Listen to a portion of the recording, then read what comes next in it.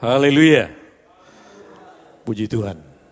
Selamat pagi saudara, selamat kita beribadah kepada Tuhan. Mari kita siapkan kehidupan kita untuk diberkati dengan firman Tuhan. Jemaat yang ada di rumah, mari siapkan kehidupan kita sungguh-sungguh. Firman Allah memberkati kita semua pada pagi hari ini. Saya akan menyampaikan firman Tuhan yang saya berjudul Iman Yusuf. Mari kita buka bersama-sama Alkitab kita dalam Ibrani pasal 11. Ayatnya yang ke-22. Saya akan bacakan ayat ini buat kita semua. Karena iman, maka Yusuf menjelang matinya memberitakan tentang keluarnya orang-orang Israel dan memberi pesan tentang tulang-tulangnya. Sekali lagi saya membacakan. Karena iman, maka Yusuf menjelang matinya memberitakan tentang keluarnya orang-orang Israel dan memberi pesan tentang tulang belulangnya. Puji Tuhan. Iman Yusuf. Siapakah Yusuf saudara? Yusuf adalah salah satu dari 12 anak laki-laki Yakub. Ibunya bernama Rahel. Yakub itu punya 2 orang istri saudara. Yang pertama bernama Lea. Lalu yang kedua bernama Rahel. Nah Yusuf ini anak dari Rahel, istri daripada Yakub. Yusuf itu memiliki satu kehidupan karakter yang baik dan terpuji. Pertama, dia orang yang tahan menderita. Kurang lebih 13 tahun dia mengalami penderitaan. Pada usia 17 tahun dia dijual oleh saudara-saudaranya kepada orang Ismail seharga 20 sikal perak. Lalu dari orang Ismail dijual lagi kepada orang Mesir yang bernama Potifar. Potifar itu adalah kepala pengawal raja. Lalu dia dijebloskan ke dalam penjara oleh Potifar pada usia 28 tahun. Lalu pada usia 30 tahun, dia diangkat menjadi Perdana Menteri Kerajaan Mesir. Jadi Yusuf pertama dia orang yang tahan menderita. 13 tahun dia menderita. Dia rela dijual oleh saudara-saudaranya, dia terima perlakuan semua itu. Dibeli oleh orang Ismail, lalu dijual lagi kepada orang Mesir, dia terima semua perlakuan itu. Lalu dia bekerja di rumah Potifar, lalu difitnah, dimasukkan ke penjara, dia terima semua itu saudara. Lalu pada usia 30 tahun, dia diangkat menjadi Perdana Menteri Kerajaan Mesir. 2 saudara, Yusuf itu pekerja yang bertanggung jawab. Waktu dia menjadi pelayan di rumah Potifar, dia bekerja dengan baik. Dia lakukan semua tanggung jawabnya dengan baik saudara. Waktu dipercayakan Potifar untuk seluruh isi rumahnya, dia kerjakan dengan baik. Lalu waktu dia di penjara kepala penjara mempercayakan semua tahanan kepada Yusuf dan segala pekerjaan yang harus dilakukan dalam penjara. Dia kerjakan dengan baik. Tidak ada dia kerjakan dengan asal, dia kerjakan semua dengan baik saudara. Ketiga, dia memiliki kekudusan hidup. Waktu dia menjadi pelayan di rumah Potifar, waktu itu istri Potifar mengajak untuk berzina dengan Yusuf. Karena Yusuf menjaga kekudusan hidupnya, dia menolak dan dia tinggalkan istri Potifar itu, saudara. Lalu yang keempat, dia memiliki hati yang mengampuni. Setelah Yusuf menjadi Perdana Menteri di Mesir, dia tidak membalas segala perbuatan jahat orang kepadanya. Istri Potifar dan Potifar yang menyebabkan dia ke dalam penjara, dia tidak membalasnya, saudara. Lalu saudara-saudaranya yang membuat dia menderita selama 13 tahun, dia tidak membalasnya. Kenapa? Karena dia punya hati yang mengampuni. Bahkan ada satu ayat yang sangat terkenal dalam peristiwa Yusuf yang sangat memberkati kita. Coba kita lihat Kejadian 50 ayat 19 sampai 21. Saya akan bacakan ayat ini buat kita semua. Kejadian 50 ayat 19 sampai 21. Tetapi Yusuf berkata kepada mereka, janganlah takut, sebab aku inikah pengganti Allah. Memang kamu telah mereka-rekakan yang jahat terhadap aku, tetapi Allah telah mereka-rekakannya untuk kebaikan, dengan maksud melakukan seperti yang terjadi sekarang ini, yakni memelihara hidup satu bangsa yang besar. Jadi janganlah takut, aku akan menanggung makanan dan makan anak-anakmu juga. Demikianlah ia menghiburkan mereka dan menenangkan hati mereka dengan perkataannya. Ayat ini sudah sangat terkenal saudara dan sangat memberkati kita. Setelah Yakub, orang tua Yusuf meninggal. Saudara-saudara yang sudah pernah melakukan kejahatan kepada Yusuf, mereka ketakutan. Waduh, Bapak sudah nggak ada. Pasti Yusuf akan membalas dendam atas perbuatan kita. Yusuf tahu saudara apa yang ada di dalam pikiran saudara-saudaranya. Lalu Yusuf katakan kepada saudara-saudaranya, memang kamu telah mereka-rekakan yang jahat kepadaku, benar. Tetapi Allah mereka-rekakan yang baik dengan maksud untuk memelihara satu bangsa yang besar. Yusuf tidak membalas saudara, dia tidak sakit hati dengan perbuatan saudara-saudaranya. Bahkan Yusuf katakan, aku akan menanggung makananmu dan keluargamu. Luar biasa saudara, kejahatan dibalas dengan kebaikan oleh Yusuf. Dari kehidupan karakter Yusuf yang baik dan terpuji inilah proses iman Yusuf terbentuk saudara. Dia punya iman yang luar biasa karena karakter yang baik dan puji dalam kehidupannya. Puji Tuhan. Apa yang kita dapat pelajari dari iman Yusuf, saudara? Mari kita lihat lagi dari 11 ayat 22. Karena iman, maka Yusuf menjelang matinya menceritakan tentang keluarnya orang-orang Israel dan memberi pesan tentang tulang belulangnya. Yang kita bisa pelajari dari iman Yusuf ada dua hal lewat ayat ini saudara. Dan dua hal ini menjadi berita nubuatan. Apakah nubuatan itu? Nubuatan itu adalah pesan Tuhan saudara. Yang disampaikan oleh para nabi. Bagi seseorang, bagi sekelompok orang, bagi satu kota, bagi satu bangsa, bahkan untuk semua orang. Jadi waktu itu pesan Tuhan yang harus disampaikan saudara. Dan pada umumnya nubuatan itu terjadi pada masa yang akan datang. Bisa terjadi dalam jangka pendek, hitungan hari, hitungan minggu, hitungan bulan, hitungan tahun. Bisa juga digenapi dalam jangka panjang, puluhan tahun, ratusan tahun, bahkan ribuan tahun. Apabila nubuatan itu berasal dari Tuhan saudara, pasti digenapi. Karena nubuatan itu bukan dari Tuhan, pasti tidak digenapi saudara. Nah kita belajar tentang dua hal dari iman Yusuf ini yang berisi berita nubuatan. Apa? Yang pertama kita lihat ayat 22a. Saya bacakan lagi. Karena iman, maka Yusuf menjelang matinya memberitakan tentang keluarnya orang-orang Israel. Ini berita nubuatan saudara. Menjelang matinya. Umur berapa Yusuf mati saudara? 110 tahun. Menjelang matinya memberitakan tentang keluarnya orang-orang Israel. Waktu kita lihat iman Yusuf ini saudara, sama dengan Kejadian pasal 15 ayat 12 sampai 16. Coba tampilkan. Ibrani 15 ayat 12 sampai 16. Saya bacakan. Menjelang matahari terbenam, tertidurlah Abram dengan nyenyak, lalu turunlah meliputinya gelap gulita yang mengerikan.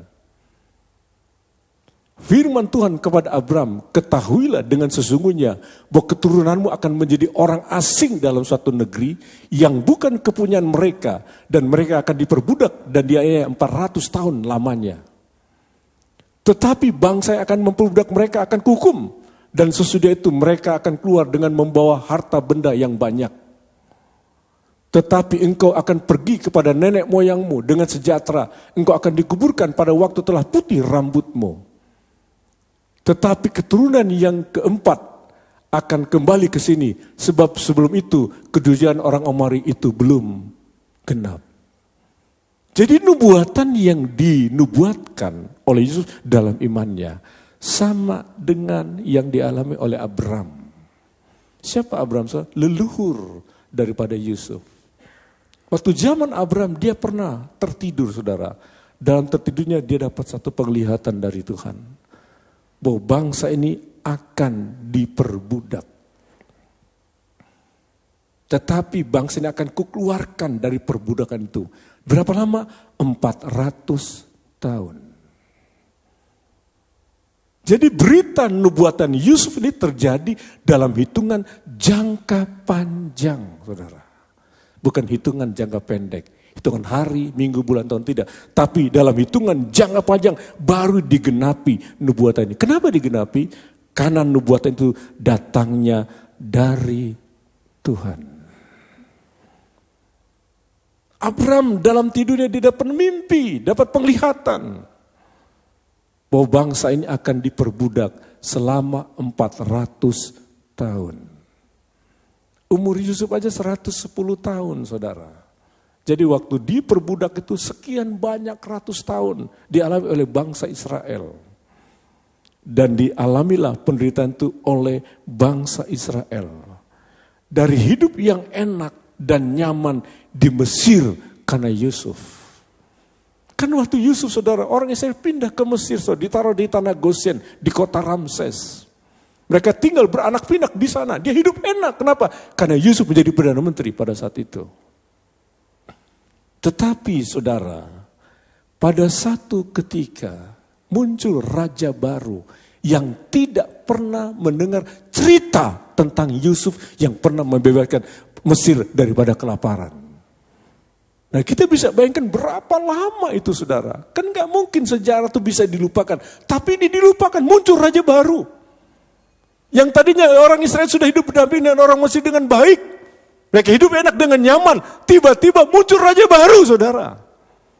Lalu waktu mereka melihat bangsa Israel semakin banyak, mulai timbul pikirannya, waduh, ini akan menjadi ancaman buat bangsa Mesir. Lalu diperbudaklah bangsa Israel itu, saudara. Dan diperbudaknya selama 400 tahun.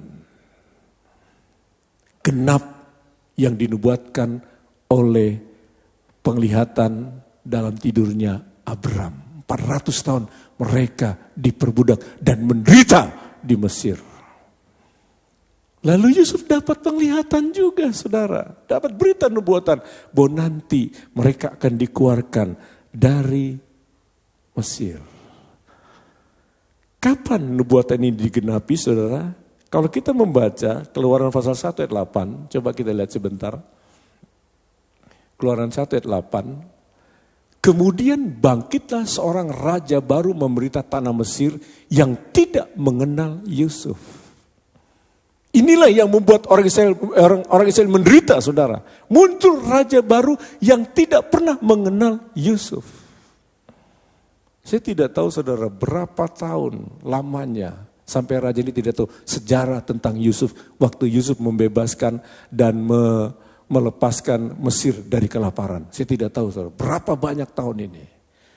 Lalu raja baru inilah yang membuat orang Israel menderita. Kapan bangsa saya dikeluarkan dari perbudakan Mesir ini? Keluaran pasal 14. Tuhan mengeluarkan bangsa Israel dari Mesir. Siapa yang menggenapkannya? Musa.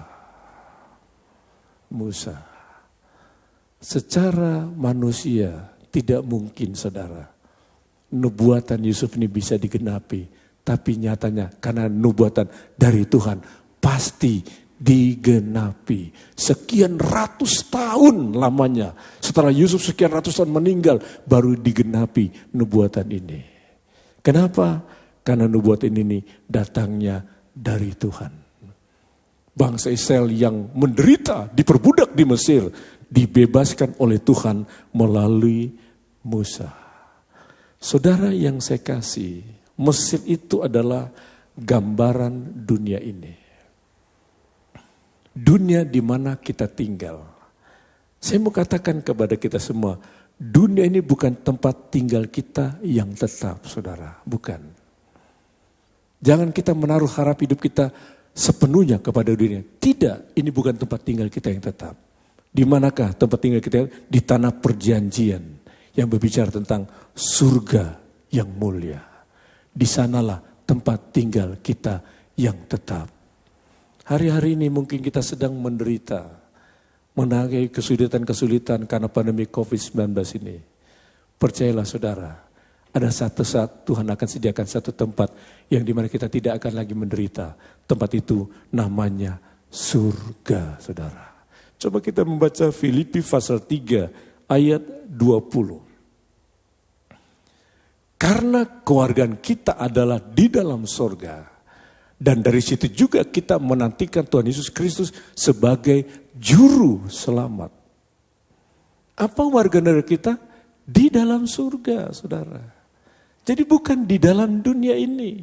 Makanya saya heran kalau orang menaruh harapnya 100% hidupnya kepada dunia ini, itu salah, saudara. Satu waktu kita pasti mati meninggalkan dunia ini. Kenapa? Karena warga negara kita adalah di dalam surga. Dan dari situlah kita menantikan Tuhan Yesus Kristus sebagai juru selamat yang akan menyelamatkan kita untuk tinggal bersama dengan Dia di dalam surga. Coba Kolose pasal 3 ayat 1 sampai 4. Karena itu, kalau kamu dibangkitkan bersama dengan Kristus, carilah perkara yang di atas, di mana Kristus ada duduk di sebelah kanan Allah. Pikirkanlah perkara yang di atas, bukan yang di bumi. Sebab kamu telah mati, dan hidupmu tersembunyi bersama dengan Kristus di dalam Allah. Apabila Kristus yang adalah hidup kita menyatakan diri kelak, kamu pun akan menyatakan diri bersama dengan Dia di dalam kemuliaan.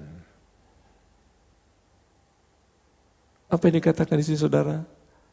Kalau kita sudah dibangkitkan bersama dengan Kristus, carilah perkara yang di atas. Dan pikirkanlah perkara yang di atas itu, bukan yang di bumi, saudara. Memang masa pandemik ini, saudara, membuat kita sulit beribadah dengan tatap muka. Kita tidak bisa bertemu satu dengan yang lain. Kita tidak bisa bersilaturahmi. Kita tidak tahu sampai kapan. Kalau saya baca surat kabar instruksi gubernur, saudara, sampai tanggal 23 Agustus. Level 4 di Bandar Lampung. Kita tidak tahu sampai kapan ibadah kita bisa tatap muka, saudara. Tapi kita harus hati-hati dan berjaga-jaga. Jangan sampai perkara-perkara yang di bumi ini yang menguasai kehidupan kita. Pikirkanlah perkara yang di atas. Kita tidak bisa beribadah tatap muka, tapi kita bisa beribadah secara online, saudara. Beribadahlah sungguh-sungguh. Walaupun kita beribadah di rumah, punya sikaplah yang benar di rumah kita, saudara. Dia tahu kita butuh Tuhan dalam hidup ini. Kita butuh firman-Nya. Walaupun ibadahnya kita bisa diberkati dengan firman-Nya. Kalau kita punya sikap yang benar dengan firman itu. Pikirkanlah perkara yang di atas, bukan yang di bumi. Dan ini semua bicara daripada perkara-perkara surgawi. Yaitu kebenaran firman Tuhan. Satu lagi ayatnya, 1 Petrus pasal 1 ayat 3 sampai 5. Terpujilah Allah dan Bapa Tuhan kita Yesus Kristus, yang karena rahmat-Nya yang besar telah melahirkan kita kembali oleh kebangkitan Yesus Kristus dari antara orang mati kepada satu hidup yang penuh pengharapan. Untuk menerima satu bagian yang tidak dapat binasa, yang tidak dapat cemar, dan yang tidak dapat layu, yang tersimpan di sorga bagi kamu. Yaitu kamu yang dipelihara dalam kekuatan Allah. Karena imanmu, sementara kamu menantikan keselamatan yang telah tersedia untuk dinyatakan pada zaman akhir. Kita lihat, saudara, kita memang menderita. Tapi semua itu untuk kita mendapatkan sesuatu janji yang Tuhan sudah sediakan di dalam surga, saudara. Percayalah, saudara, Mesir, dunia ini bukan tempat tinggal kita yang kekal.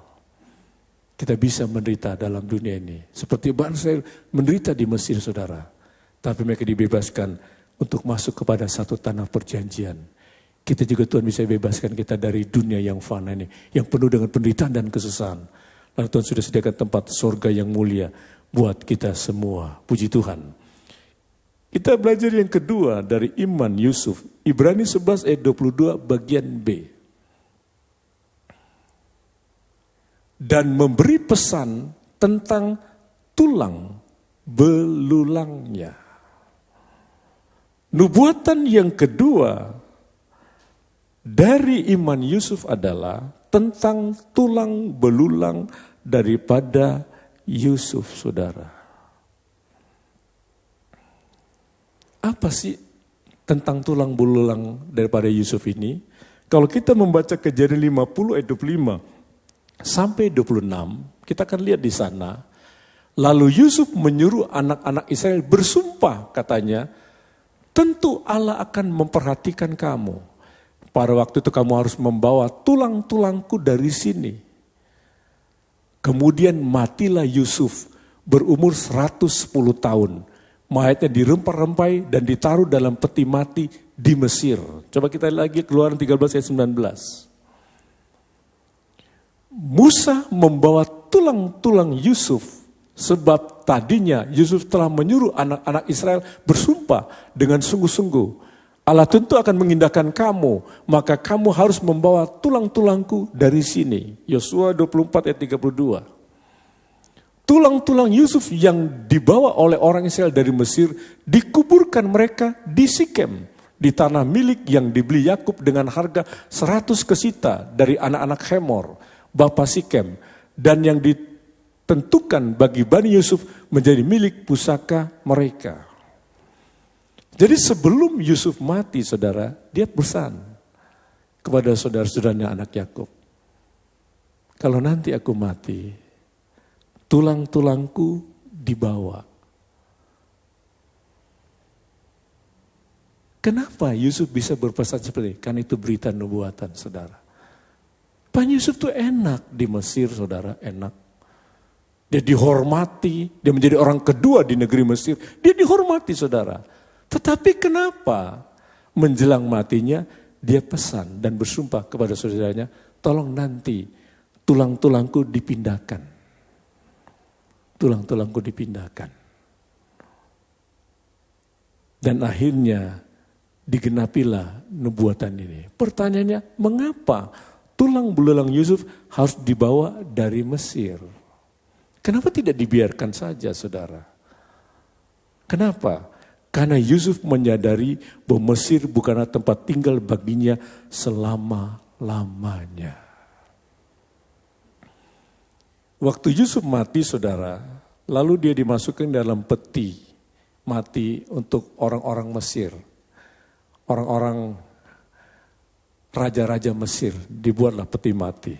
Kalau saya baca sejarahnya, saudara, peti mati yang menguburkan Yusuf itu dirempah-rempai, lalu dimasukkan ke dalam sungai Nil.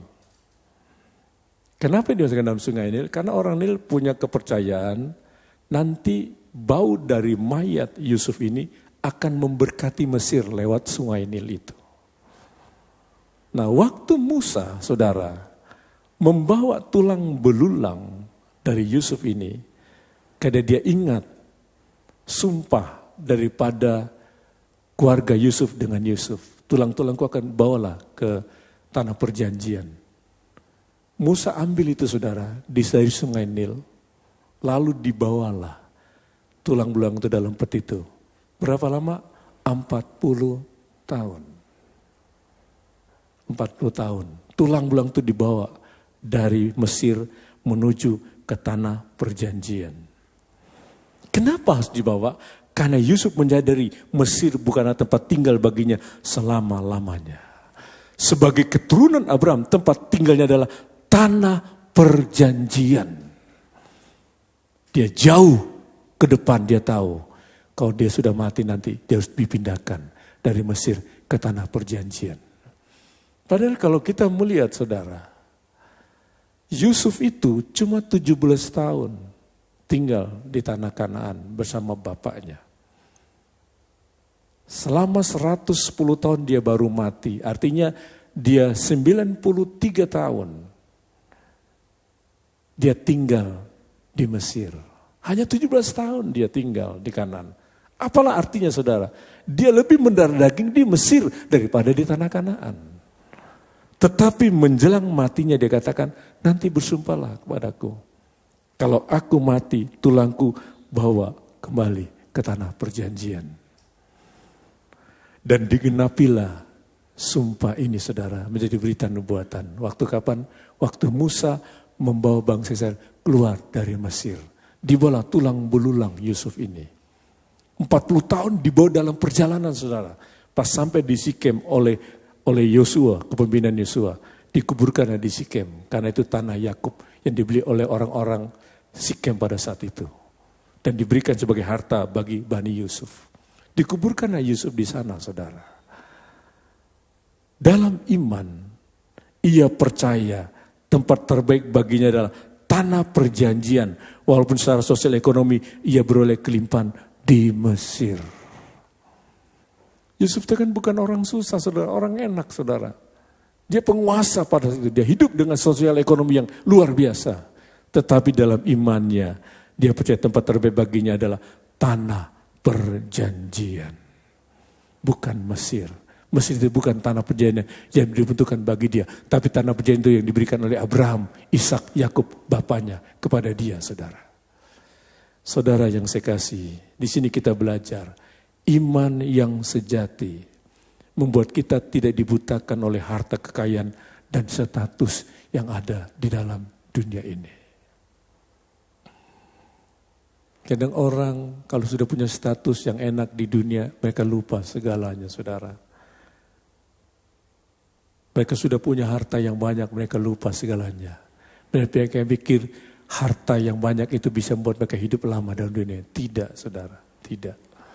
Status, jabatan, kedudukan yang tinggi di dalam dunia yang kita dapatkan dalam pekerjaan kita. Kita merasa bangga dan hebat, saudara. Iman sejati, kita tidak dibutakan oleh harta kekayaan dan status. Iman yang sejati dia tahu, iman sejati dia bukan kepada harta dunia, tetapi pada Tuhan yang mempunyai semua itu, saudara. Coba kita membaca Amsal 11 ayatnya yang keempat. Apa yang dikatakan, saudara? Pada hari kemurkaan, harta tidak berguna, tetapi kebenaran melepaskan orang dari maut. Pada hari kemurkaan, harta tidak berguna, tetapi kebenaran melepaskan orang dari maut. Bukan harta, saudara, yang memerdekakan kita, melepaskan kita, tetapi kebenaran firman Tuhan. Sekarang kita melihat, saudara, orang banyak uang. Waktu dia mengalami sakit COVID, saudara, uang yang banyak tidak bisa menyelamatkannya. Tidak bisa menyelamatkan. Uang yang banyak, dia mau bayar nyawanya, enggak bisa, saudara. Tuhan katakan, aku cabut nyawa lewat sakit COVID ini. Dia tidak bisa apa-apa, saudara, tidak bisa berdaya. Dan banyak kita orang-orang kaya yang mati, dia yang tidak bisa membeli nyawanya dengan harta kekayaan yang dia miliki, yang luar biasa banyaknya itu. Sama seperti ini, pada hari kemurukan harta tidak berguna, yang menyelamatkan kita dari maut adalah kebenaran. Apa kebenaran? Firman Tuhan. Taruh imanmu pada firman, bukan harta dunia yang kau miliki. Bukan kedudukan jabatanmu yang kau miliki di dunia, tapi taruh kepada firman Tuhan.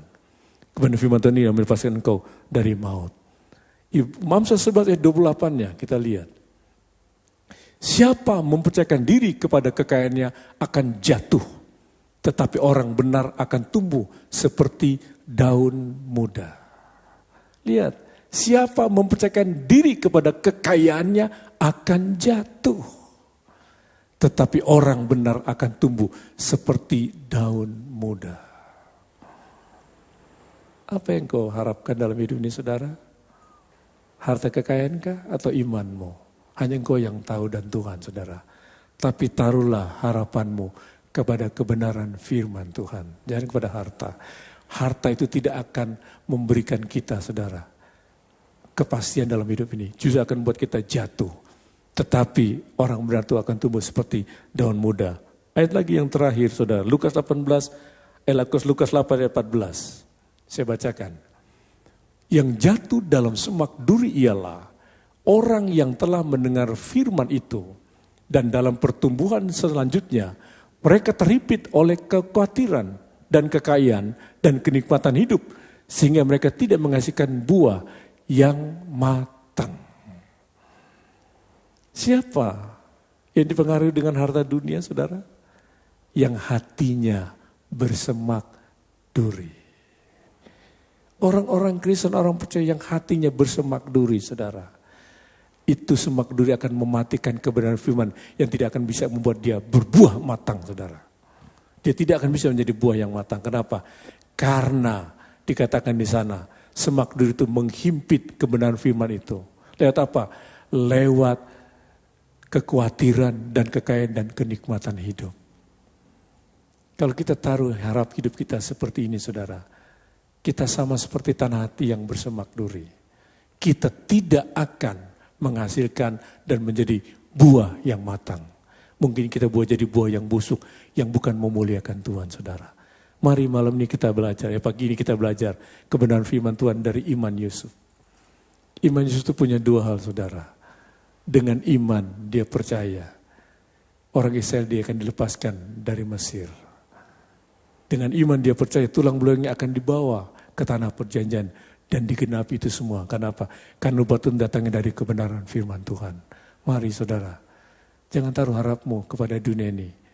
Jangan taruh harapmu kepada harta dunia ini, saudara. Tapi taruhlah harapmu kepada Yesus sebagai Tuhan dan Juru Selamat kita. Dia yang memberikan jaminan keselamatan buat kita semua dalam hidup ini. Puji Tuhan. Mari kita akan berdoa, saudara.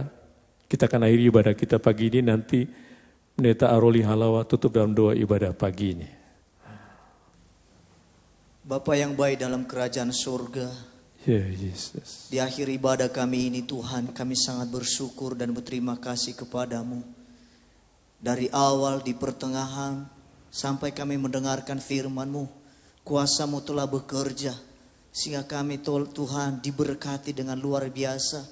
Lewat puji-pujian bahkan firman-Mu yang luar biasa. Mengajarkan kami bahwa kami harus memikirkan perkara-perkara yang di atas. Karena perkara-perkara yang ada di dunia ini adalah perkara-perkara yang fana, yang tidak ada artinya dan tidak ada gunanya Tuhan. Kami berdoa Tuhan, tolong kami, berikan kekuatan bagi kami. Dan biarlah Roh Kudus-Mu yang memberikan kemampuan bagi kami. Supaya hati kami tertuju kepadamu Tuhan. Dan perkara-perkara yang di atas. Sehingga nama-Mu dipermuliakan dalam setiap kehidupan kami. Dan berkati hamba-Mu yang telah menyampaikan firman-Mu. Engkau tambah-tambahkan hikmat dan urapan kuasa dan urapan Allah bekerja terus bagi hamba-Mu Tuhan. Sehingga hamba-Mu semakin hari semakin lebih dahsyat lagi. Semakin heran lagi untuk melayani dan untuk memberitakan firman-Mu. Sehingga setiap kami diberkati dengan luar biasa lewat hamba-Mu Tuhan. Hamba-Mu berdoa, kami mau berdoa buat jemaat-Mu yang ada di rumah, yang beribadah kepadamu Tuhan. Tolong mereka Tuhan, walaupun mereka beribadah di rumah, tapi mereka mempunyai kerinduan dan kehausan akan Tuhan. Mempunyai kerinduan yang luar biasa akan Engkau Tuhan. Jauhkan dalam kehidupan mereka roh kemalasan, roh kejenuhan. Dan biarlah nama-Mu Tuhan dipuji, dipermuliakan terus dalam kehidupan jemaat-Mu yang ada Tuhan. Dan kami mau berdoa dalam setiap pergumulan yang mereka alami, Tuhan berikan jalan keluar. Bila ada mereka Tuhan yang sedang lemah, Tuhan berikan kekuatan bagi mereka. Bila ada mereka yang sedang sakit, Tuhan sembuhkan mereka. Tuhan jamah mereka di dalam nama Yesus. Mujizat terjadi dalam kehidupan mereka pada pagi hari ini. Berkati mereka semua Tuhan, dimanapun mereka berada Tuhan, tolong mereka Tuhan. Pada saat ini, inilah setiap kehidupan kami pertaruhkan terus kami di dalam tangan-Mu. Kami percaya penyertaan, pertolongan dan kuasa-Mu menjadi bagian kami. Dimanapun kami, Engkau selalu menyertai kami Tuhan. Terima kasih, kami alaskan doa kami dan kami akhiri ibadah kami pada pagi hari ini. Hanya di dalam nama Tuhan Yesus Kristus. Haleluya. Amin. Akhirnya, terimalah berkat dari Allah Bapa, rahmat cinta kasih dari Yesus Kristus, bimbingan dan persekutuan dari kuasa Roh Kudus menyertai kita sekalian saat ini, esok, sampai selama-lamanya. Haleluya, haleluya, amin. Tuhan memberkati.